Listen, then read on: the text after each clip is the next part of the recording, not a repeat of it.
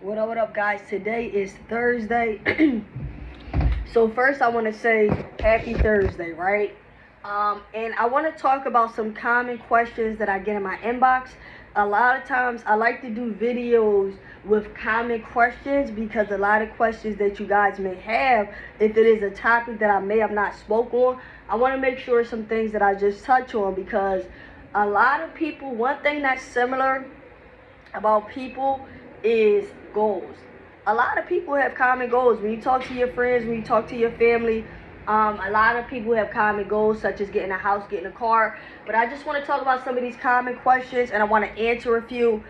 Feel free to drop a comment below this video. Feel free to drop a comment in my inbox. You never know, it may be the next topic that I get to. So, starting with the first question, I kind of just went off the top, like some recent questions that I got, is how do I remove collections accounts, right? I'll have somebody come in my inbox and they'll say, oh, my credit score was a 650. I was so close to getting to the 700, and then I got this collection on my account. How do I get it removed? Right? How do I get a collection, a negative account removed? And the simple answer is disputing. Or you wait till the item falls off and it reaches the statute of limitations. However, sometimes just because that item has reached the statute of limitations does not mean it's going to fall off your credit report. So keep that in mind. You still have to keep monitor your credit. But disputing that information, disputing inaccuracies in that reporting data that you see based off your credit report, to get that item removed before that statute of limitation time, right? So disputing is the way to get that information off of your credit report if you have defaulted on some type of loan, right? Another question that I get second is, how do I check my credit reports? Some of you guys may check your credit reports, some of you may use credit monitoring, but other people may not be as familiar on how to check their actual credit reports. I tell people all the time, when they want to do a consultation, I tell them you need your credit reports. Most people mention that they'll use Credit Karma, and then I make it clear that, guys, we have to use more accurate data. We cannot use Credit Karma. You can go directly to the credit bureaus through TransUnion, through Equifax, and through Experian. Or you can use different credit monitoring sites that I always suggest to my clients, like smartcredit.com or identityiq.com, right? But some people just simply don't know, and some people may not understand why you do not want to use Credit Karma. You want the most accurate information. You want the most accurate data. You want all three credit reports, and you want the most accurate credit scores, right? So that's why Credit Karma is not the best source for that, right? Now, third, how do I get an unsecured credit card? A lot of times when people ask you how do you build their credit from scratch, and then the answer is, well, a secure credit card is an option, they'll say, well, how do I get an unsecured credit card? I want an unsecured credit card. And the answer is, you can build from that secure credit card to get an unsecured credit card, or you can begin with a different type of debt. You do not have to begin with a secure credit card, right? You could get an unsecured credit card from a retail store. Even if you do not have great credit, you could get a secure credit card, unsecured credit card, which is where the lender provides you with the funds up front. You do not have to put your own deposit. You could get an unsecured credit card if you're a student. Discover has unsecured credit cards for students as well.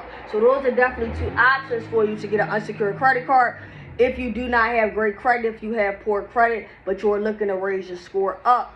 But like I said, you may have to wait. It just really depends. What else is on your credit profile?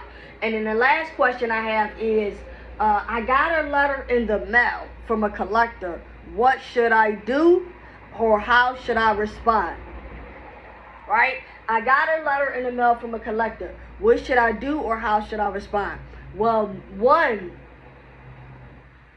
if you've never spoke to a collector on the phone before, I would definitely recommend to ask the collector to send you everything that they have in writing. Right? Ask them to mail it to you.